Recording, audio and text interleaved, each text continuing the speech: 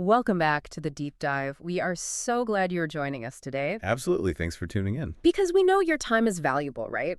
So consider this your perfect shortcut to getting well informed without, all the overwhelming information overload. We do the heavy lifting so you don't have to. Exactly. So usually when we talk about opening up a brand new complex piece of furniture, like, I don't know, a giant media console or bookshelf, there is this huge expectation of order. Oh, yeah. You want that step-by-step guide. You really do. You open the box, you see that massive, chaotic pile of wooden planks and like a bag of 1,000 identical screws. A total nightmare without a guide. Right. But then you find the instruction manual, and suddenly the path from point A to point B is perfectly clear. Step 1, step 2, step 3. We are deeply wired to crave that cognitive safety net. We inherently prefer problems that come with a categorized, clearly defined end goal. Yeah, where we know definitively that we have reached the correct answer. But when we step into the world of developmental psychology and cognitive science, which we are doing today, we are looking at a landscape where that exact same instruction manual might be actively destroying your ability to think. Which is a pretty wild concept to wrap your head around. It really is. Following the rules, it turns out, is a spectacular way to kill innovation. Okay, let's unpack this. Today, we are diving into a truly fascinating article from Psychology Today. Yes, by Dr. Christine McCallums. Right. It's called Your Brain on Legos. And our mission today is to explore the shocking ways a simple plastic brick transforms human cognition. And we will be looking at not just the what, but the why behind the psychology of play. Because we were going to see how ditching the instruction manual might be the only way to unlock true originality. And we're going to get into some unbelievable realities of who is actually benefiting from these toys. It is a brilliant lens through which to examine the human mind. Dr. McCallums takes something ubiquitous, something almost all of us have, stepped on barefoot in the middle of the night. Oh, the absolute worst pain. The worst. But she uses it to dissect the psychology of play. Before we look at how we play, we first need to establish what exactly is happening inside the brain when we pick up these construction toys. Right, the actual brain building blocks. Exactly. So the second you pick up a Lego, you start promoting visuospatial reasoning. Okay, break that down for us. Well, within that broad category, Lego play aggressively trains two highly specific skills, which are mental rotation and folding. Mental rotation. Okay, so think about the adult struggle of trying to visually figure out if a giant, awkwardly shaped couch is actually going to fit up a narrow, winding stairwell. That is a perfect real-world example. You know that feeling, right? You're standing there, staring at the couch, staring at the stairs, and your brain is essentially playing 3D Tetris. Yeah, you are attempting to hold a three-dimensional object in your mind's eye. Right, and physically turn it around to see what it looks like from another angle without actually touching it. Or like, imagine trying to visualize how a flat, two-dimensional piece of cardboard would look if it were folded into a complex shipping box. And that spatial geometry happening in your head is precisely what these plastic bricks are training. Every single time a person looks at the studs on top of a Lego brick. And the little tubes on the bottom. Yes, and then calculates the exact angle required to interlock it with another piece to create a sturdy corner, they are firing off those visuospatial neural pathways. They are just practicing mental rotation in real time, over and over again. Precisely. And the implications of that continuous cognitive firing are staggering, especially when we look at the longitudinal studies tracking children's development. This is the part that completely blew my mind. The longitudinal data here totally upends how we should view standard childhood play. It really does. Because the research shows that playing with Legos in preschool actually predicts better math performance on standardized tests all the way in middle school and high school. A massive developmental leap. We are talking about the physical act of clicking plastic bricks together at age 4, directly translating to better algebra and geometry scores a whole decade later. If we connect this to the bigger picture, the translation from physical play to abstract mathematics makes beautiful, logical sense. Really? How so? Well, if you examine the architecture of high-level math, like algebra and calculus, they are not merely about memorizing multiplication tables. Right, they're way more abstract. Exactly. They are about abstract relationships. They require an understanding of how variables interact, how equations balance, and how to manipulate complex unseen structures. Oh, wow. So you're essentially building the mental scaffolding for equations before you even know what a number is. That physical scaffolding is vital. When a preschooler builds a structurally sound tower, They are implicitly learning fractions and symmetry. Because they learn that, like, two square bricks occupy the exact same spatial footprint as one rectangular brick. Yes, they are learning structural integrity and balance, so they lay down the physical neural infrastructure for abstract manipulation. That makes so much sense. So years later, when a teacher introduces a multivariable algebraic equation, the student's brain already possesses a heavily reinforced pathway. A pathway for taking a complex structure apart and putting it back together. Exactly. The physical play is the literal foundation for the abstract thought. Okay, so knowing that these bricks build mental rotation and boost future math scores, it logically feels like the ultimate cognitive workout would be going to the store and buying the most massive 5,000-piece, highly complex kit available. Like the big collector sets. Yeah. Mastering the Millennium Falcon or the Hogwarts Castle, step by step, must be the peak of brain training, right? It feels intuitively correct to assume that more complex instructions yield a more complex brain. But the research Dr. McCallum's highlights reveals the exact opposite. Oh, wait, really? Yes. There is a crucial distinction in cognitive psychology between well-defined problems and ill-defined problems. Okay, so Lego kit with a 100-page instruction manual, that would be the ultimate well-defined problem. Exactly.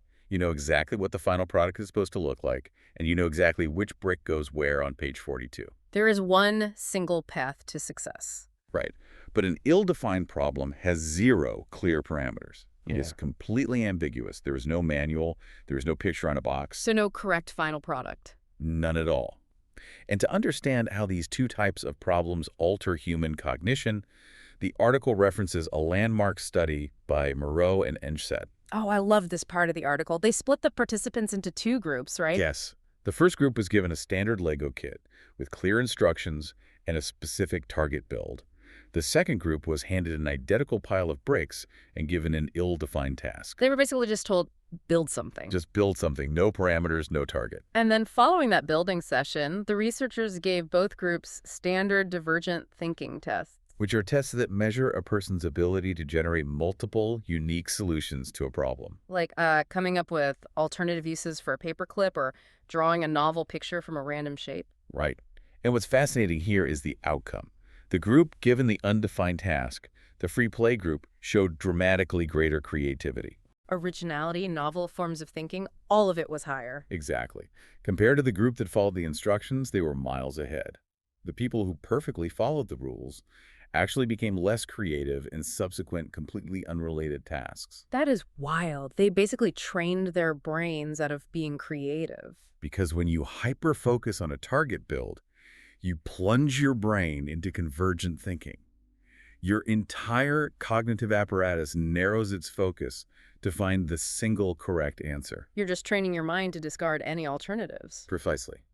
Conversely, when you are handed a pile of bricks with no rules, you are forced into divergent thinking. You have to actively generate your own possibilities. Yeah, imagine structures that do not exist yet and take creative risks without a safety net. But wait, let me push back on this a little bit, or challenge the methodology here. Because handing a child a pile of random pieces with zero context seems like a recipe for immediate failure. Well, if a kid doesn't know the basic rules of engineering, they're going to build a tower by stacking single bricks directly on top of each other. It's going to lack interlocking structural integrity, it will immediately fall over, and the kid will just get frustrated and quit. That's a fair point. Right. So doesn't the instruction manual teach the necessary baseline skills of how the system works? Isn't there value in the discipline of the kit before going rogue? I see what you're saying.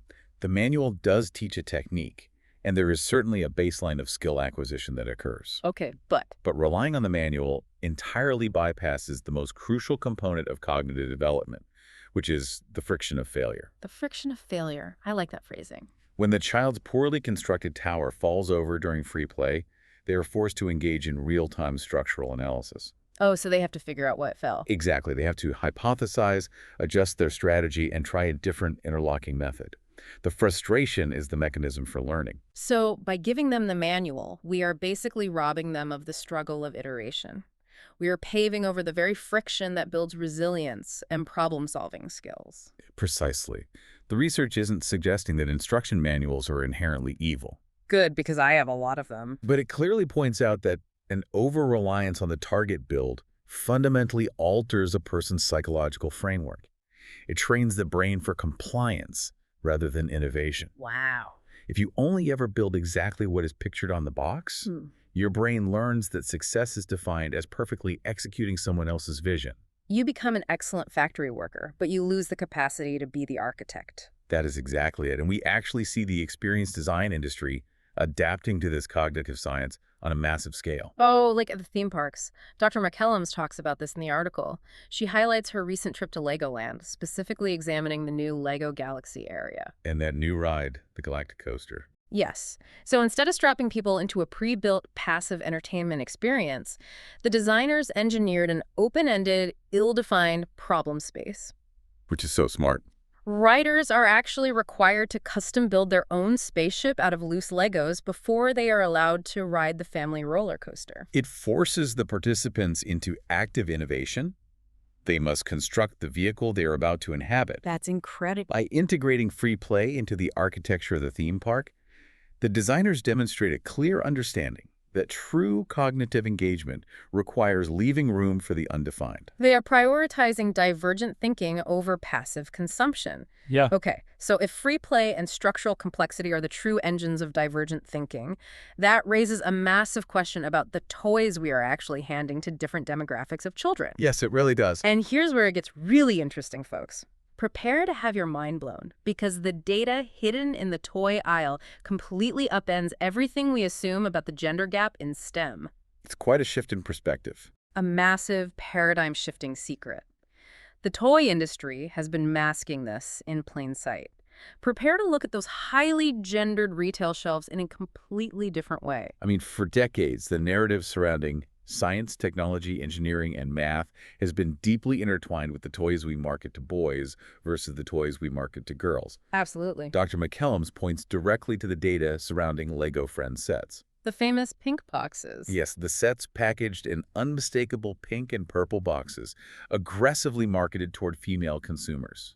And historically, they've been dismissed by many as simply dollhouses constructed with bricks. But the bombshell data hidden inside those pink boxes is staggering. Unbelievable, really. The findings are definitely striking. When researchers stripped away the marketing and strictly analyzed the core assembly activity, like the actual mechanical structural complexity of what is being built in the Lego Friends sets compared to traditional non-Friends sets, the results were definitive. They were. The data proves that the building sets designed for girls are treating them as developmentally equal to or even more advanced than boys. It is a striking contradiction to the historical bias in toy design.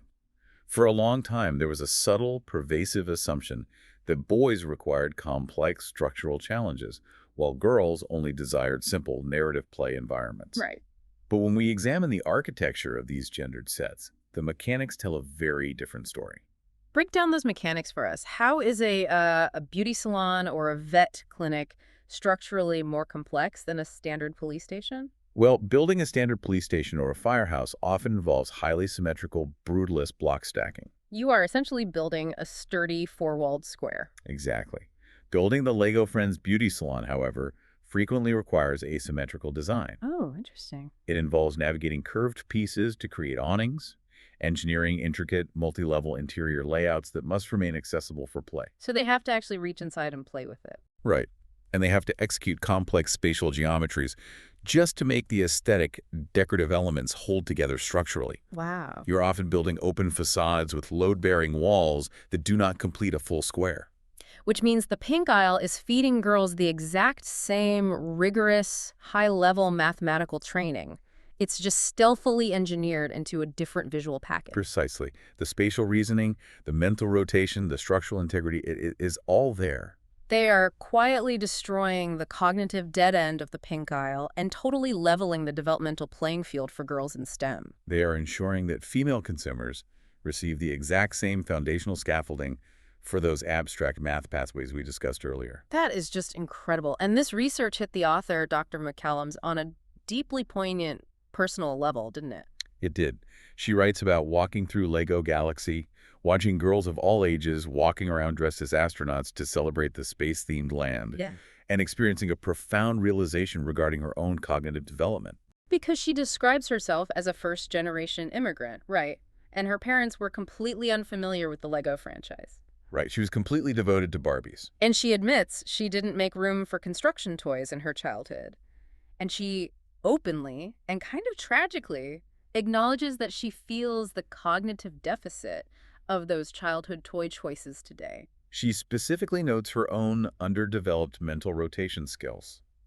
It is an incredibly self-aware synthesis of the data and the human experience. Definitely. Her wistfulness isn't merely about missing out on a fun toy.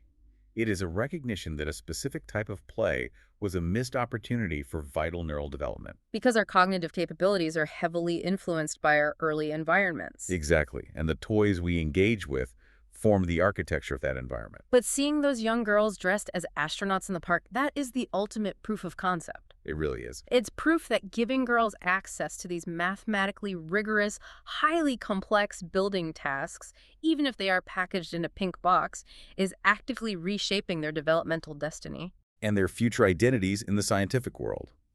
It demonstrates that bridging developmental psychology and toy design has tangible, lasting effects on the capabilities of the next generation. We have covered incredible ground today. We really have. We started by looking at the neurological mechanics of the bricks themselves, exploring how mental rotation and spatial reasoning lay the vital physical groundwork for abstract algebraic math skills a decade later. Which is a huge takeaway. Huge. And then we challenged the comforting nature of the instruction manual, revealing how well-defined problems and strict adherence to a target build actually stifle originality. While the frustration and iteration of unstructured free play become the true engines of divergent creative thinking. Exactly. And finally, we examined the structural reality of the toy aisle. We revealed how the complex asymmetrical engineering hidden within heavily gendered building sets is quietly providing girls with the rigorous cognitive workouts necessary to dominate in STEM fields. It really brings to mind a quote the author includes near the end of her piece from clinical psychologist Kay Redfield Jamison, who famously stated, "Play wasn't a luxury, it was a necessity." And Dr. McCallums adds a vital amendment to that thought. She writes, "I'd go one step further and say that what you play with and how matters too. As all the research on Legos demonstrates, the proof is in the build." The tools we use to play dictate the shape of our minds. So what does this all mean? We promised you a shortcut to being well-informed, and hopefully you now look at a pile of plastic bricks entirely differently. I know I do. But before we wrap up, I want to leave you with a final thought to ponder as you go about the rest of your day. We just spent this time analyzing how giving children a kit with a strict, step-by-step instruction manual actually trains them for compliance, limits their problem-solving abilities, and kills their divergent thinking compared to simply letting them engage in messy, unstructured free play. So think about your own daily life. Think about your career, your personal projects, your daily routines. How much of our adult professional lives are we spending just blindly following the instruction manuals that someone else handed down to us? That is a great question. Are you spending your days simply executing the target build on the corporate box? Or are you actively making time for the ambiguous, ill-defined, chaotic free play where true innovation actually happens? Because the friction of the undefined problem is just as vital for adults as it is for preschoolers. Next time you are faced with a pile of chaotic parts, whether it's an intimidating new project at work, a complex personal challenge, or just a messy weekend, maybe you should throw the manual away, let the tower fall over, figure out why, and build something nobody has ever seen before. I love that. Until next time, keep diving deep.